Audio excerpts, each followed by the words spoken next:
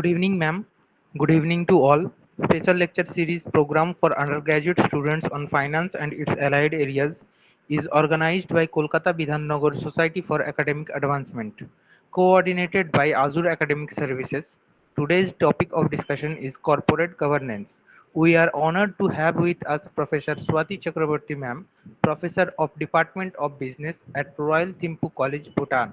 I would like to request ma'am to lead today's discussion. Over to you, ma'am.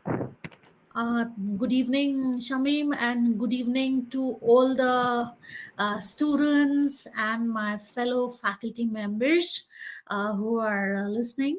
So, thank you, Shamim, for that introduction.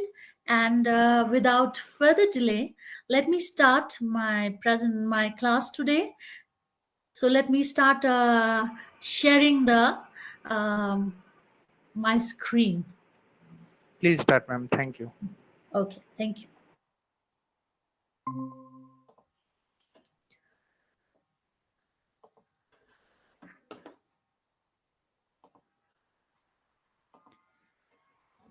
Okay, so as Shamim just now gave that introduction, so the topic for today's lecture is on corporate governance.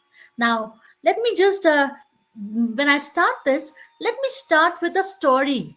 It's a hypothetical story, but this is something which I always tell to the students when I discuss or any other lectures when I have a discuss when I go for a lecture I always talk about this. So suppose that as students, after the days were classes, so then what happens is in between classes you tend to get tired, right? Or when we are taking classes also as teachers, we want a break, so we want to have some, like, the throat gets parched and it becomes dry, we want to have some coffee or tea or some snacks.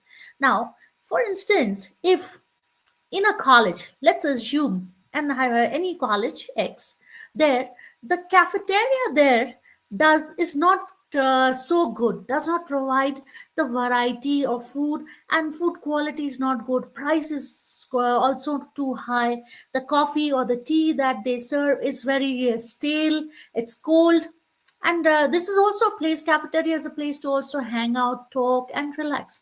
So looking into that, suppose a graduate of the college decides, like, today entrepreneurship is on the rise, and it's every country today talks about entrepreneurship. So a young graduate decides, okay, I'll not work under someone else, let me start a business of my own.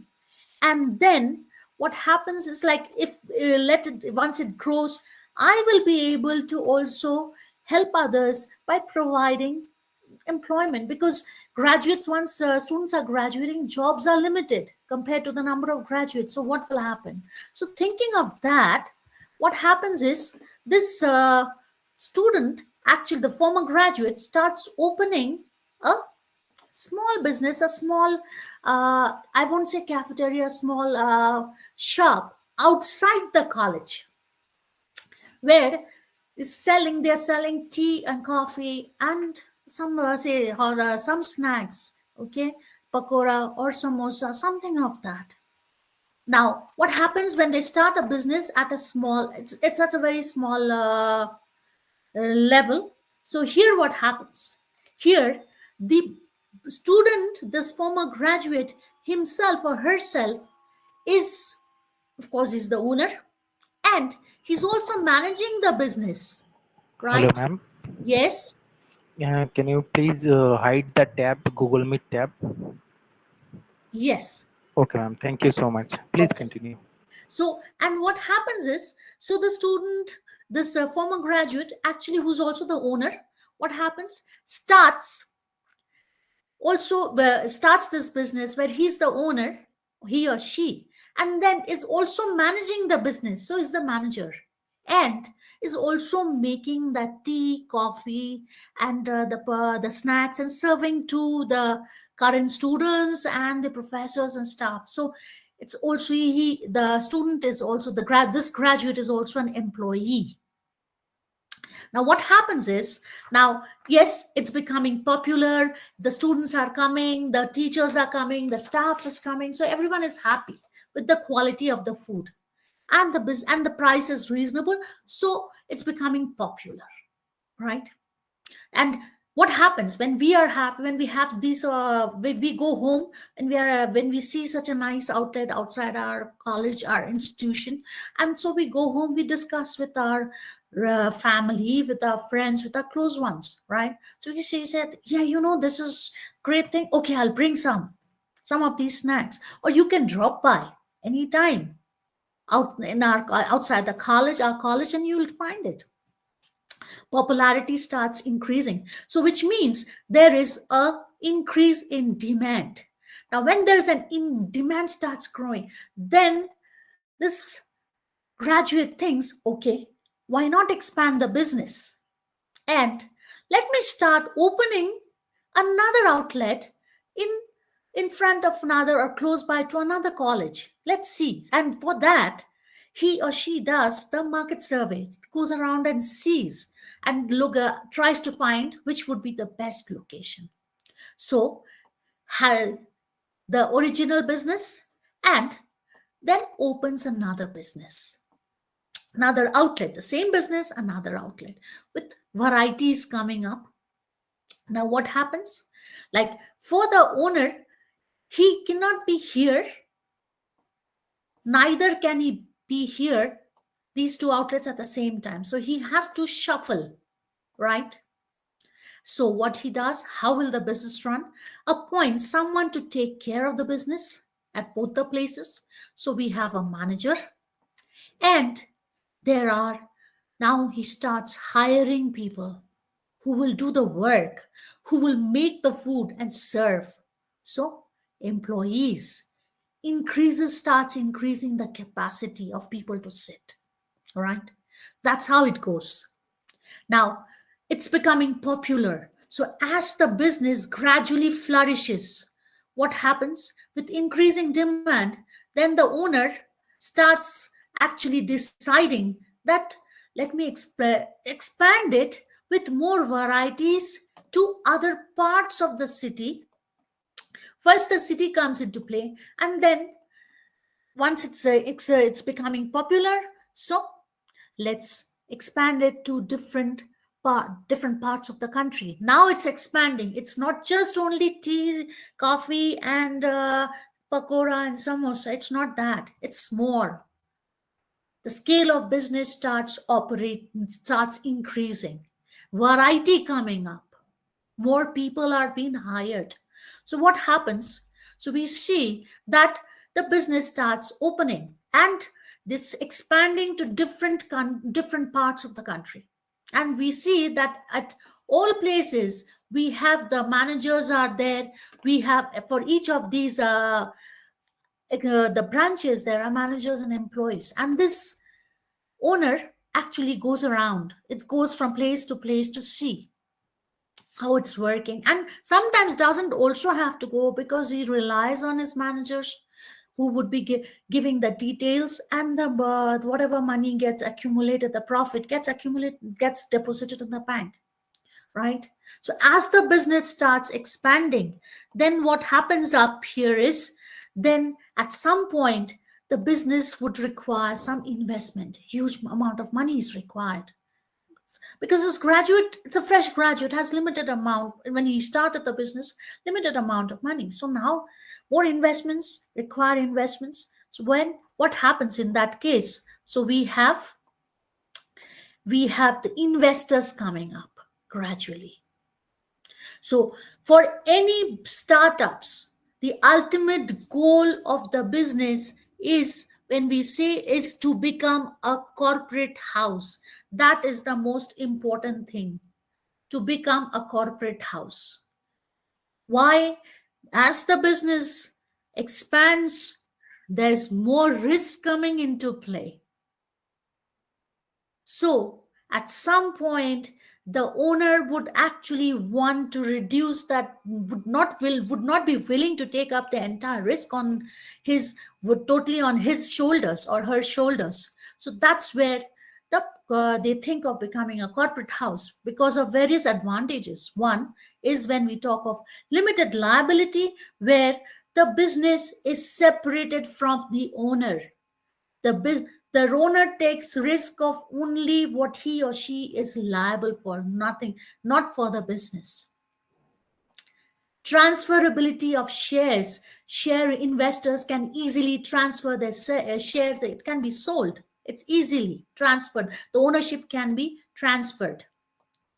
And the business or the corporation has their own legal identity. It does not depend on who the owner is. It, even with change of ownership, the business runs. It has its own identity. And finally, we talk of centralized management, where all the decisions are made either through consensus or through majority voting. So the owner does not have to take the entire blame on his or her shoulders. Now, what happens is when we talk of a corporation, right? So the final outcome of any business is what we say is a corporation. So when we talk of a corporation, what happens? There are many stakeholders, but the three main stakeholders that we have is the shareholders, the board of directors, and the management. Shareholders, because they are the ones who are giving the money, they are investing. And it is the responsibility of the board of directors to actually make a decision how to utilize this money in the various projects. When I say projects, I'm talking of legal projects, ethical projects. And the work is done by the management. And so both the board and the management are answerable to the shareholders because it is their money. And the shareholders have full right to get to know about the information, every single information. But they have full right to ask questions to the directors, to the CEO, and the senior management. And it's a responsibility of the board and management to answer to the shareholders. They're accountable, right? But what happens is, for the success of any corporation to run a business successfully, it's from the long term perspective. It is not just these stakeholders, but the corporation has to take care of the other stakeholders also. Now, when we say other stakeholders, who are they? We have internal stakeholders, which is the employees. They are the ones who are doing the job. So when people are working under you, your business, it's the owner, the company has to decide, they have to, how they are going to take care of their employees. They have to look after the welfare of the employees, listen to their problems, address their problems, take their opinions, viewpoints into consideration. Now, external stakeholders, we have the customers, who are the end users of the products and services, suppliers of who are giving the raw materials and intermediary products, debtors and creditors. We have the financial institutions, which is who are giving loans, or people who are who from who get money, like for when you take money on loans, so you have to give them money. So financial institutions, it's actually when we say debtors, creditors, the financial institutions comes into play. Then comes up is where we are talking about the government and law. Government has their own policies. So a corporation has to abide by the policies of the government, has to abide by the laws of the region. Then we have is the media. Media does play a vital role. We've seen in most in cases where if if a corporation is not doing well, it comes out in the media. Or if a corporation is doing really good job, then also it's coming out in the media. So media does play a big role, and a corporation has to have a should maintain a good and healthy professional relationship with the media for their own long-term benefits. And finally, we have the community, that is then the society on a broader scale. So these are the other stakeholders. So if I could just summarize, like when we say what is a corporation, so it's basically we are talking of that it's an instrument through which capital is assembled from the investors. For what purpose? For producing and distributing goods and services and making instruments. Instruments are some of the regulations that comes up. So it's talking about, as I just explained, that division of power between management and the investors. Division of power between management and investors is investors are the owners, but the work is done by the management. There, it also talks about regulatory and market mechanism. Regulatory means regulation comes into play, how to operate. There has to be a regulatory mechanism and a market mechanism which says how to operate in the market. Regulatory mechanism is actually a check on how to when corporation is operating. There has to be a check on whether they are operating in the same way, in the right manner, not same way, but in the right way, as desired, as has been planned. And finally, as I said, interrelationship of the stakeholders at different levels. There has to be an interrelationship of stakeholders, all the stakeholders at different levels. It's all interrelated. You cannot neglect one.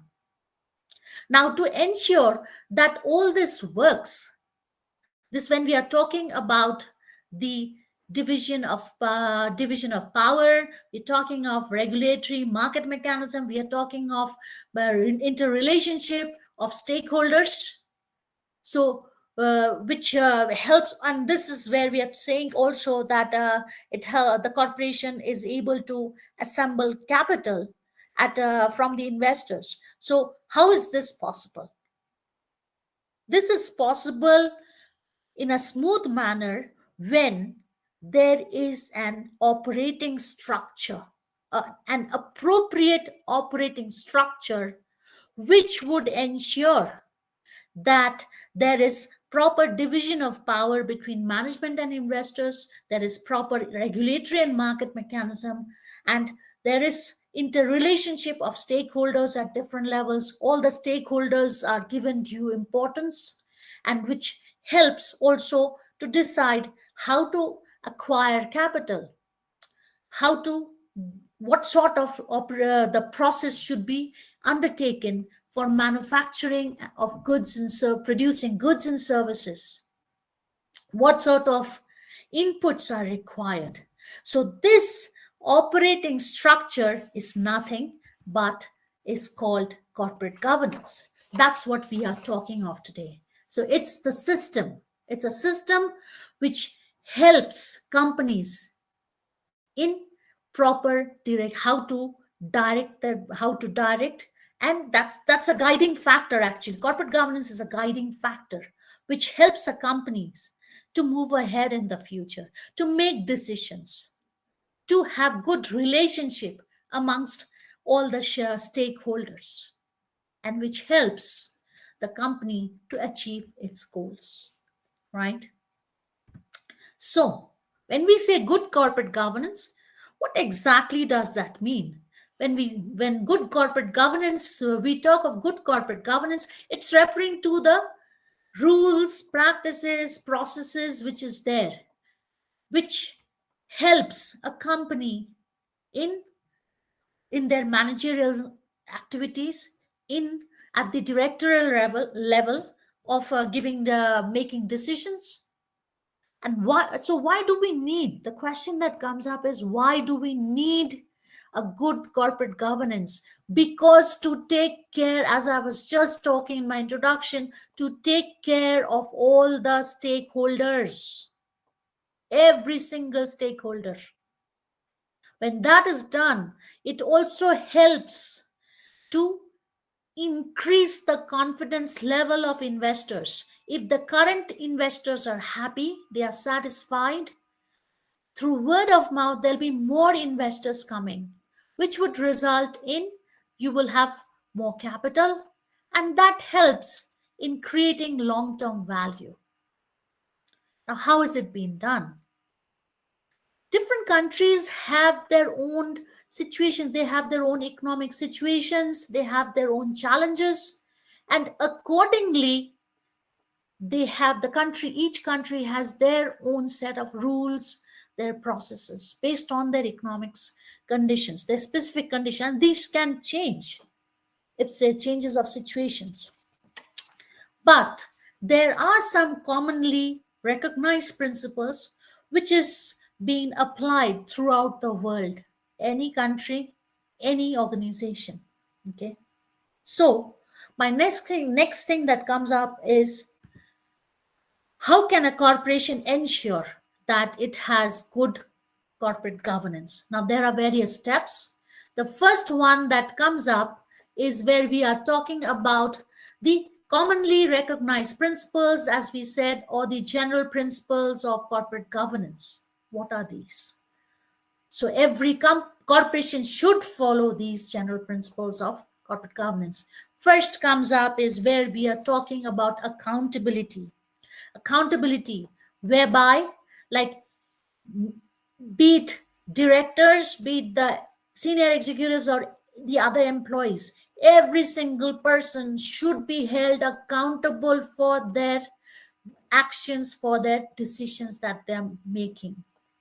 Now, the second thing is transparency, whereby all the relevant information has to be shared with all the stakeholders. It has to be made public, and at a time, on a right time, and accurate information has to be given. Fairness, whereby all the shareholders, be it irrespective of whether they are major shareholders, minor shareholders, or foreign shareholders, everyone should be treated equally because they are all investing. When we talk of independence, independence is where we are talking of the board composition. The majority of the board members should be independent directors. It says that at least one third of the board should be independent directors, at least three non-executive directors, of which two should not have any connection with the company, and the only insider director should be the CEO. Why? To have an unbiased decision at the directorial level.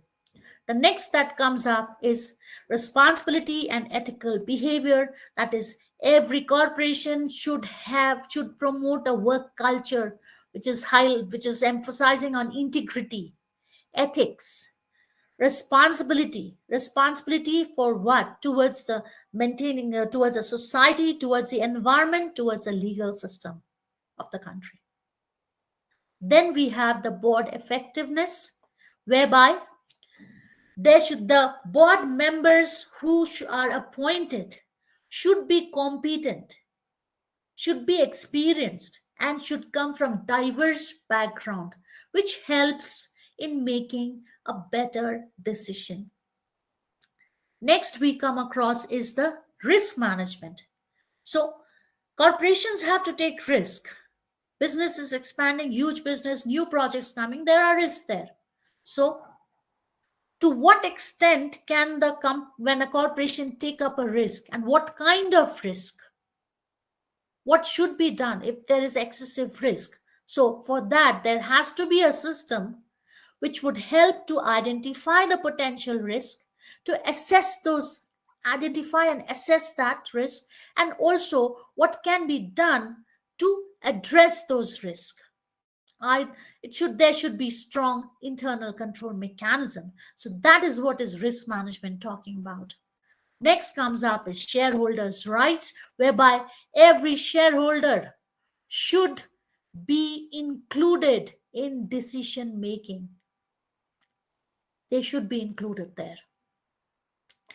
Long-term orientation, that is where we are talking of sustainability and value creation of value. So every corporation, there should be a balance, like they should be targeting for long-term sustainability, creating value, and at the same time also pursuing their short-term financial goals. Short, this comes up. Say for instance, if I could just give an example up here, that today we have war still in Ukraine. If you think of Ukraine today, Ukraine, Russia, that is going on, right? Still, it's not solved yet.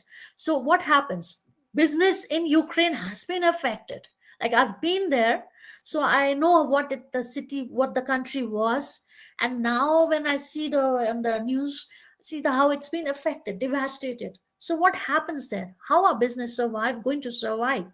So they have their own plans for sustainability, but given this emergency present situation, there could be, it's always possible that some businesses think of earning short-term funds, little short-term profits. How?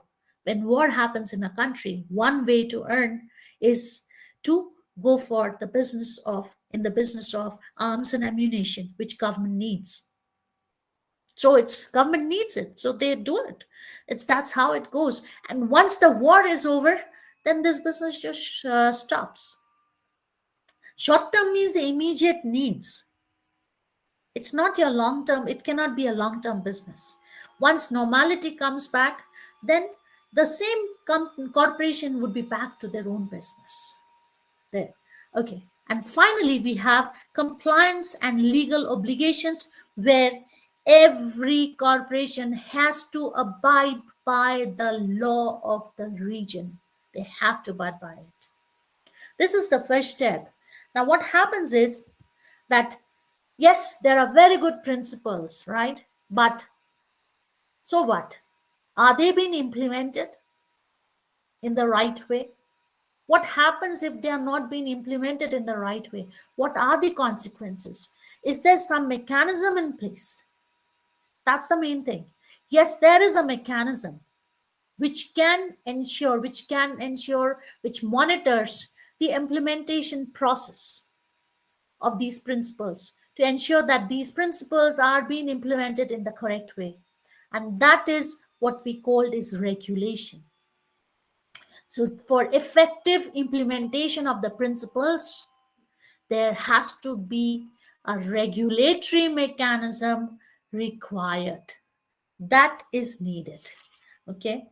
Now, what happens up here is when we have these regulatory mechanism which is up here, which is there to ensure that the principles are being implemented in the right way, we say that the corporation is practicing the best practice. It says the codes of best practices of CG, codes of best practices, or the best practices of CG, right? Now, what are these best practices? The first comes up is ethics. Ethics talks about right, wrong, morals, values. It's coming up. Every corporation should have it. Second that comes up is to align business goals, where business goals should be in line with the overall vision and mission of the corporation. Third comes up is strategic management, where the corporation has to come up with very good and appropriate strategy, which is dynamic and which is from the long, which would help in the sustainability of the business from long term perspective. Fourth comes up is organization, which whereby we are talking of the operating structure that which based on which the organization is running their business or will be able to run their business smoothly. Fifth is where we are talking about reporting. Now, reporting of what, here we are talking of the communication system. There should be a two-way communication system between the executives and the employees. And finally, what we have is the all the stakeholders, whether internal, whether external, everyone should be treated equally and given equal respect. Now, there's something up here. These are the codes of best practices of CG, right? So, who makes these? who actually frames all these codes of best practices? It is done at the executive level, the management, right? So when management is saying when that yes, they are practicing the best codes or best, they have the best practice. A corporation is saying when they have their meeting, annual general meeting, they're saying that we have the best managerial practices. What's the evidence?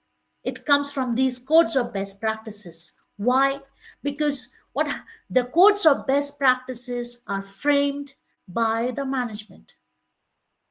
So, if a company is following the best practices of codes of best practices of CG, it also implies that it is having the best management practices. So, there's a very famous saying which says that best CG practice implies best management practice.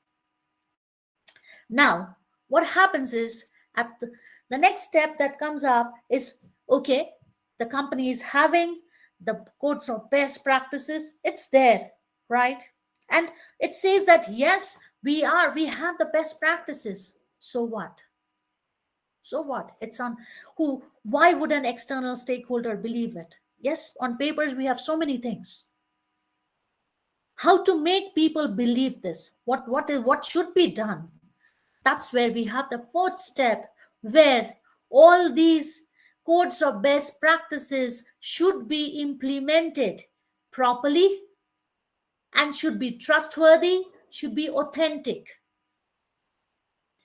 whereby every single information to all the stakeholders should be revealed at the right time. Revealing, that's called disclosure. So a corporation needs to have a proper disclosure policy in place whereby the stakeholders get to know about it, that they have it. The corporation is having these codes of best practices. So, and when we, this is the fifth step where we talk about yes, corporation is having a very good disclosure policy. Yes. What does that mean? Does it mean anything? Yes. They can, we say yes, it is happening. So like there are a lot of my students who are doing their research on the corporate governance of Bhutan, and they have been taught when they go and interview, they're saying the executives are saying yes, we have a disclosure policy in place. So what the, so what? It does not it is there on papers, but it does not guarantee that it is being implemented in the right manner. To ensure that this disclosure policy is implemented in the right manner means revealing of not just the relevant information, but at the right time to all the relevant stakeholders. Revealing relevant information at the right time to the relevant stakeholders, not every information to everyone. But when this happens, this is where we say that the governing body is efficient, is effective. So, which is also called good governance. Which means when we say good governance, it implies implementation of some of the following criteria. First, which we say accountable whereby everyone is held responsible for the work they do. Second comes up is transparent, where everything is clearly documented. Third, responsive, which is to take responsibility of the jobs that an individual in the corporation is doing. Equitable and inclusive. Every stakeholder should be given equal opportunity, should be included while making decision. Their opinions should be taken into consideration while making decisions. Effective and efficient. Okay, so whereby the job should be done in the right manner and also Not doing the job in the right manner is not enough, but the end results should be as desired. Then sixth one says following the rule of law, or whereby every corporation has to abide by the law of the region. Now the seventh says participatory. Here the fourth point says equitable and inclusive, where every stakeholder should be allowed to voice out their opinion. But that doesn't mean that these stakeholders will actually do it. They may not do it. That is why we have this seventh clause which says participatory, whereby everyone should get involved through feedback and opinion. Just having the system is not enough, but it should happen in reality. And finally, we have consensus oriented, where any decision that is made in the corporation should have everyone's approval. Either everyone is approving, or there should be a majority voting taking place. So what can be achieved when good corporate governance is practiced by a corporation? There are 6 different theories of corporate governance. So all these theories can be successfully implemented only when a corporation practices good CG, corporate governance practice, when it's there, only when it is having a very good CG framework. Now what are these theories?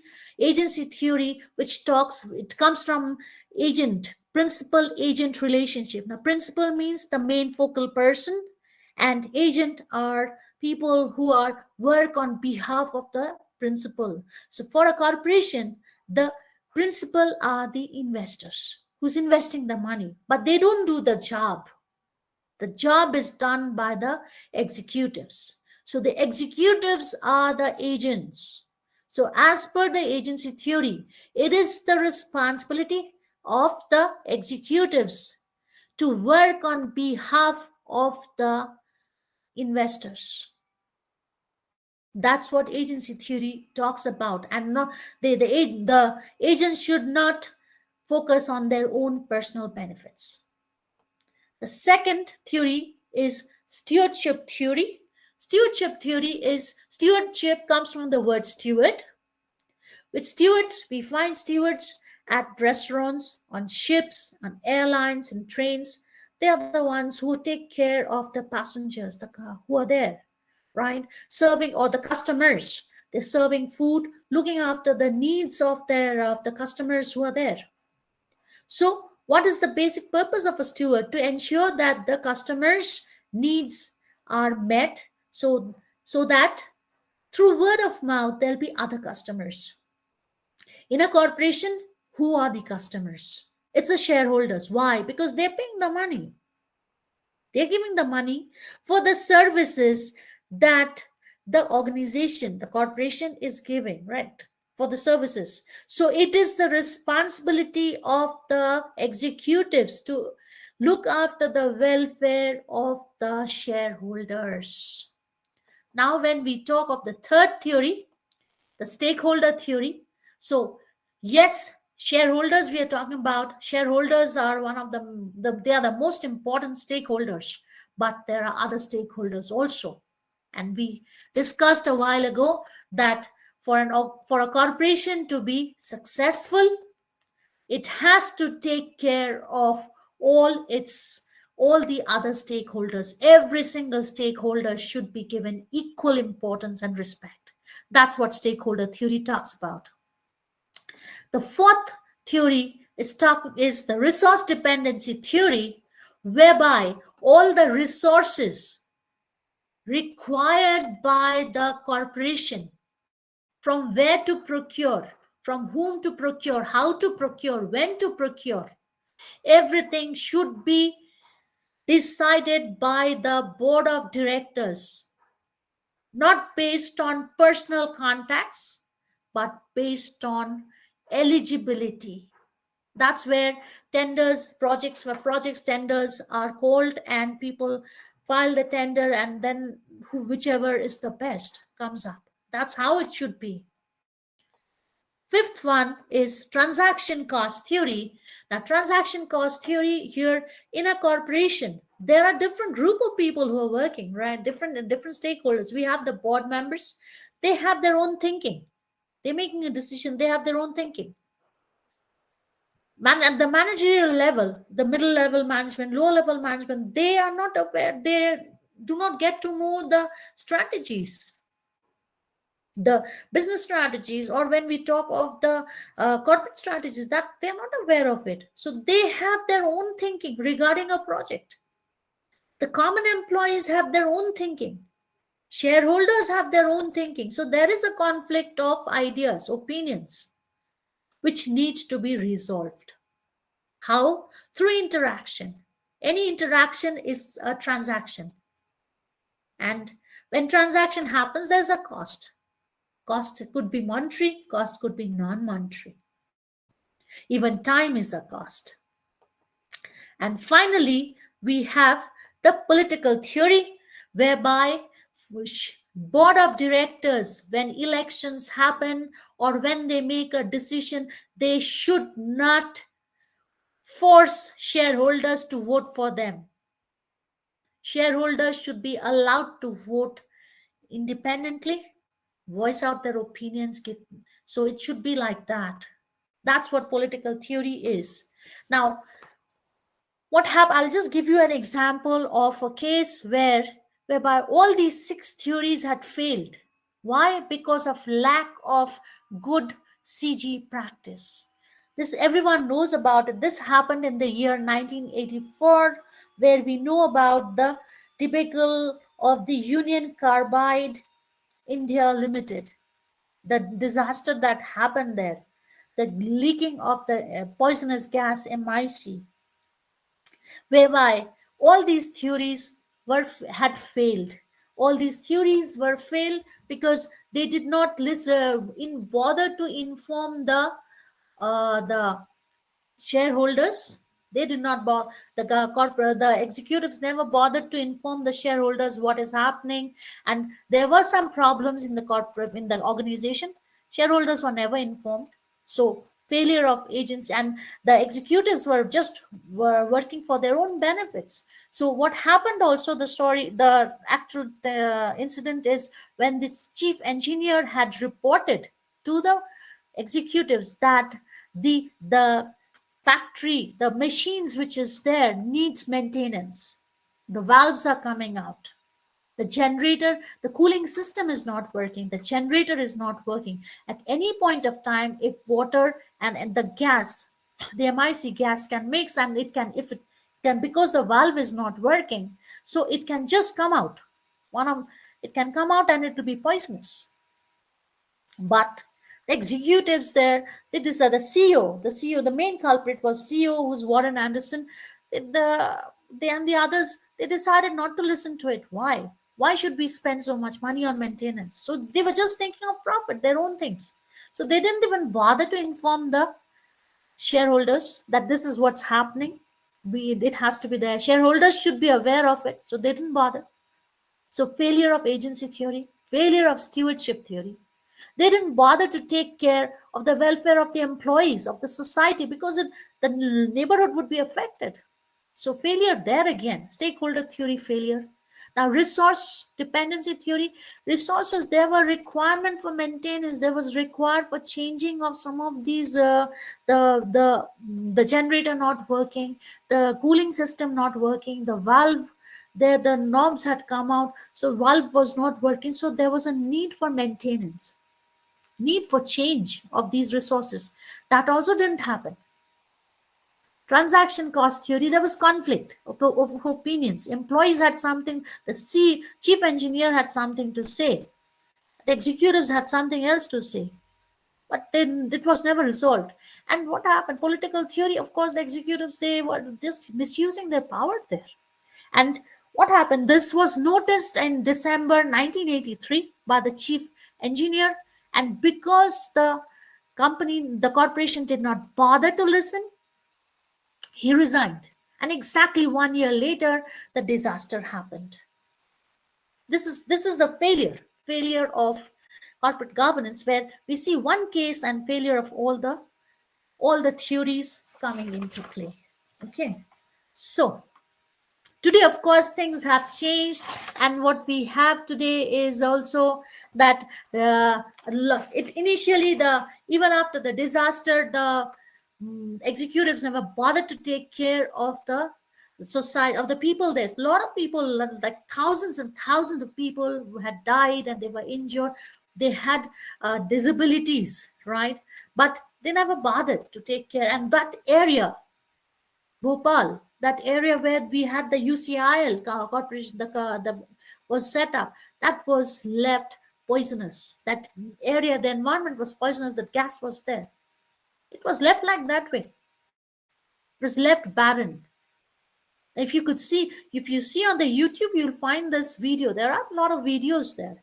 So until and unless then, in 2001, February 2001, when it was taken over by Dow Chemical Company. And today, UCIL is a wholly owned subsidiary of Dow Chemical Company. And so now they have taken over. Now things are changing, right? So, uh, now what happens is, so what should be done to ensure that good CG structure is maintained? What should be done? There should be control mechanisms. There should be proper control mechanisms in place. It could be either internal control mechanisms, or it could be internal as well as. Now when we talk of internal control mechanisms, what are we talking about? It's what's the main purpose? It monitors the activities of the corporation and then take corrective measures to ensure that the corporation is achieving its goals. Now who actually monitors? Who controls? Who are actually monitoring internally? The first is obviously the board members. It is the responsibility of the board of directors to ensure that the corporation is operating as per they're operating efficiently, as which is framed based on their operating structure. It's their responsibility to ensure, look after, monitor the day-to-day activities. It's the board members who are answerable for the success or failure of the organization. So they are the first ones. And board, the CEO is answerable to the board members. They have to answer, and not the other way around. So when board members are vigilant, they are actually they are monitoring, then what happens? The CEO also, along with the management, are also on their toes. They would also be doing their job properly. Now, secondly, what we have is the auditors. Yes, we have the internal auditor, we have the external auditor. Who does the work? External auditors are coming. Internal audit happens every quarterly basis, and we have the external auditors coming once every financial year to check whether the corporation is abiding by is following the standard procedures. They check everything, not just financial areas, financial matters, issues, but also the non-financial areas also. The resource check also happens. Then we have balance of power, where power should be decentralized and not in the hands of few. Then there will be corruption. Remuneration of the executives should be based on their performance and not based on someone's recommendations. Shareholders, we know, we've been discussing that shareholders have full right to ask questions at the annual general meeting. It is the responsibility of the chairman of the corporation to answer questions to the shareholders, has to reveal everything. Has to. If the shareholders are not happy with the way CEO is operating, they have full right to ask questions. And when the corporation is not running properly, if shareholders feel, shareholders can protest from a benign to a more active manner. And this is also what we say is shareholder activism that happens. So it's up to the corporation to ensure there's no shareholder activism. Shareholders are monitoring because shareholders' money, it's the shareholders who are giving the money. So if I spend money, if I'm giving money, investing my money in somewhere, I have full as an investor, I have full right to know what is happening. How is my money being utilized? Whether I will get the returns as promised. It's it's quite legal to ask this. So shareholders have a right. Then we also have the committees. Now, when we talk of committees, there are five different committees. So the main ones, one is these are the board committees. One is the governance committee, which monitors the performance of the board, how the board of directors are functioning at an individually, how each director is performing and how they are performing as a team. Then we have also, and governance committee is comprised of independent directors. Second, we have is the audit committee, which is comprised of non-executive directors, who plays a very crucial role. Like they look into the check whether the company is following the they are doing their job ethically, whether they're following the standard benchmarks. So whether there is the financial statements that is that has been published, whether it's authentic. So they check on everything. They are up there and they have it's reported to the board. The board has to answer to this. Third that comes up is the risk committee. Risk committee again is comprised of non-executive directors and the CEO, because it's the management headed by CEO who actually implements the decisions made by the board. So the CEO has to be there to analyze the potential risk for a project. What are the potential risks? What can be done? Can the corporation handle these risks? Or is it something beyond their capacity? Then what to do?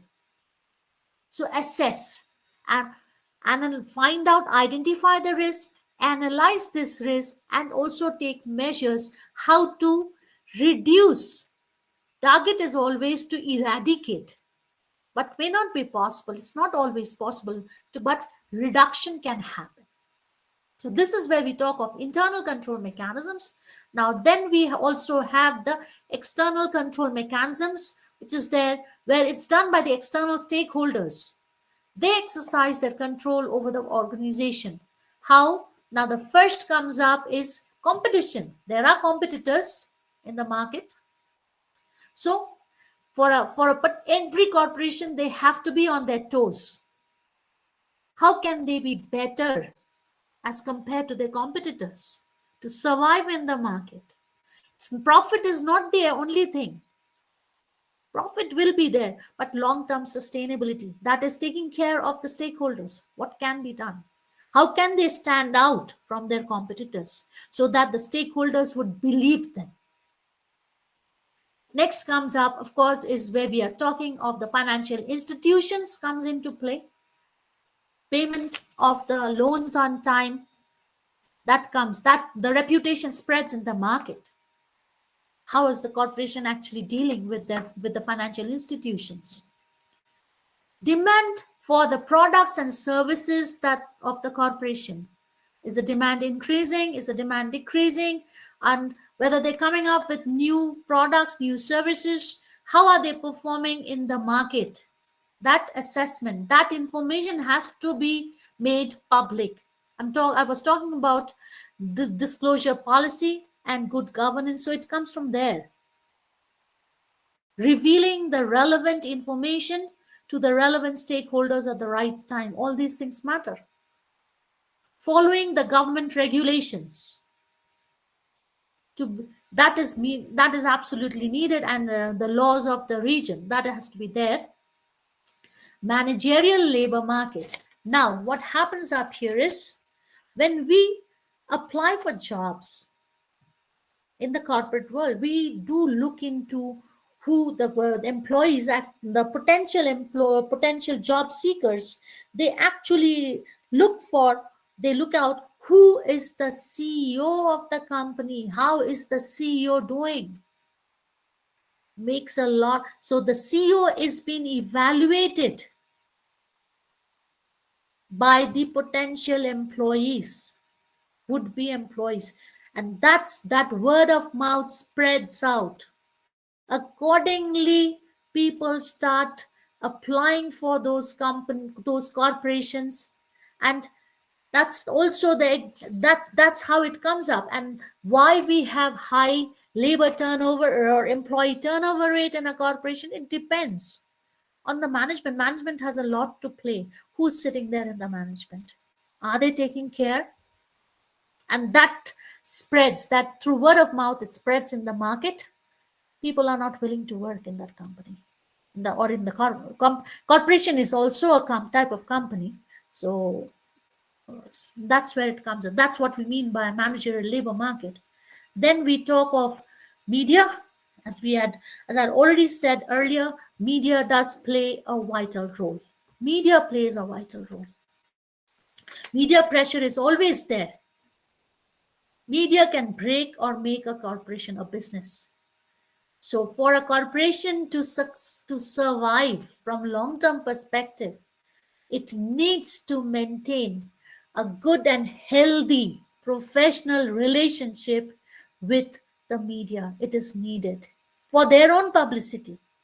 How will the people get to know about them, corporation? Through media. So that is needed, very much needed.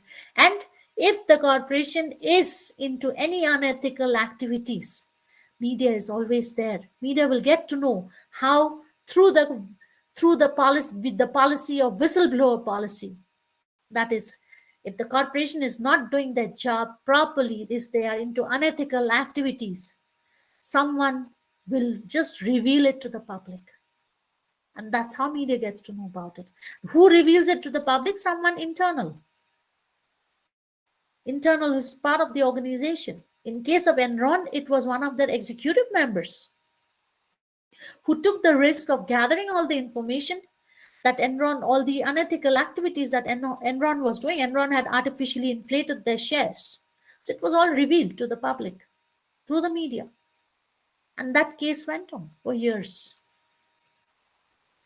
And finally, we have the takeovers coming up. That is where we're talking of acquisition. If the corporation is not doing their job properly in the market, if they are not able to survive, if they are not able to earn their profits, if they are not into good books, but there's a huge potential for market, so there's always a chance that it would be taken over or acquired by some other giant corporation. That is always there.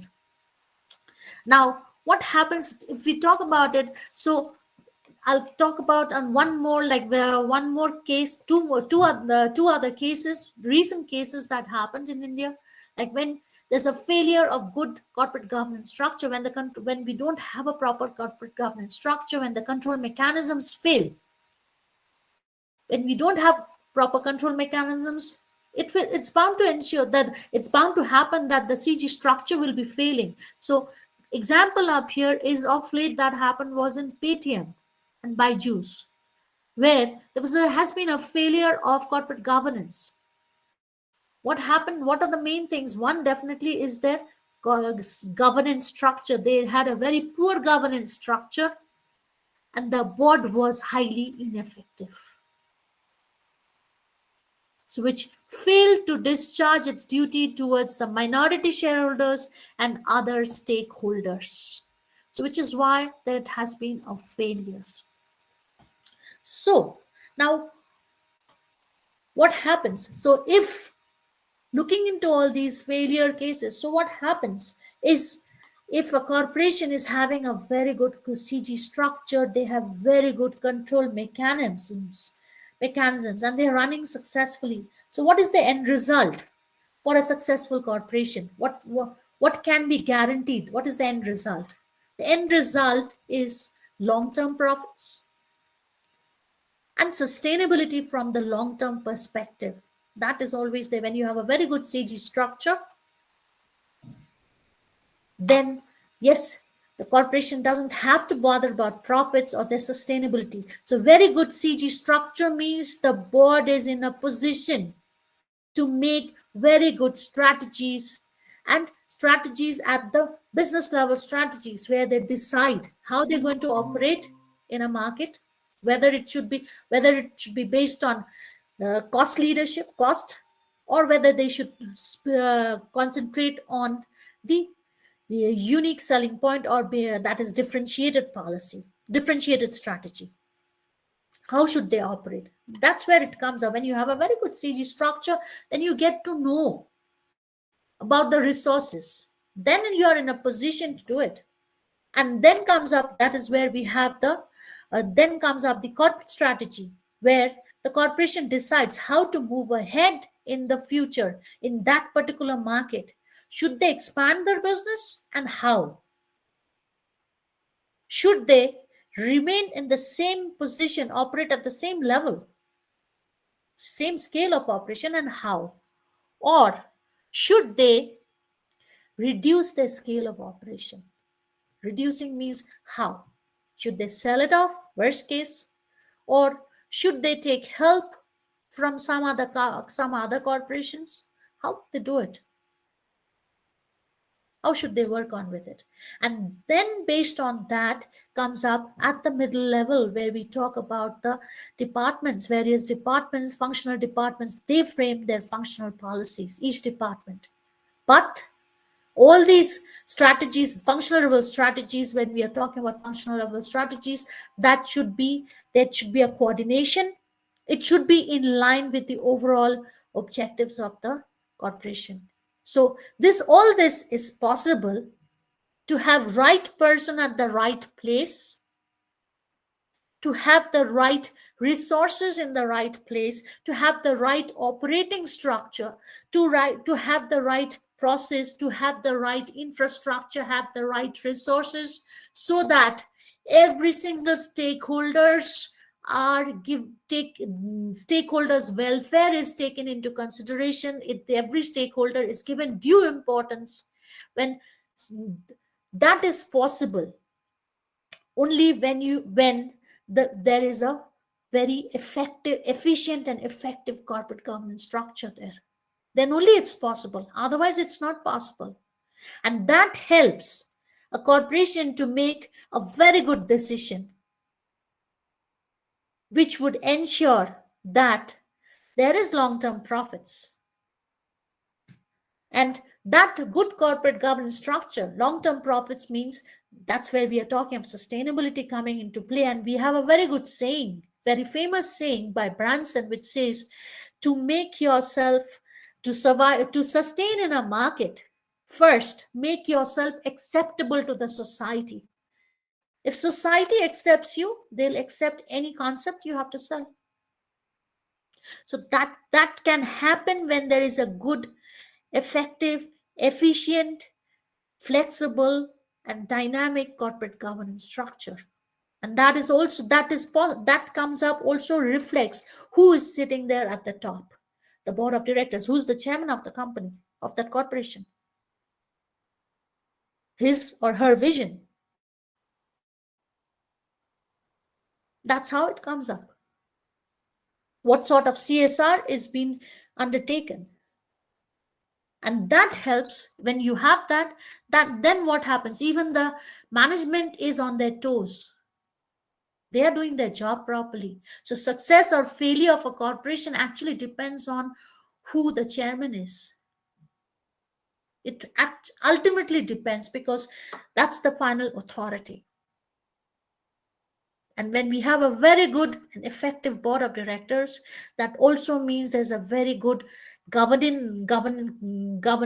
governance in the corporation, which would ensure that the welfare of all the stakeholders are taken into consideration, which would ensure that there is long term profits, and also that there is sustainability happening from long term perspective.